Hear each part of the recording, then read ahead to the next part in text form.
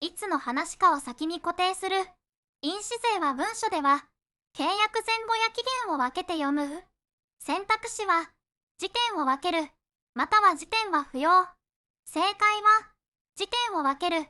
理由は、時点を分けると、契約前、契約後、期限後の結論を混ぜにくい。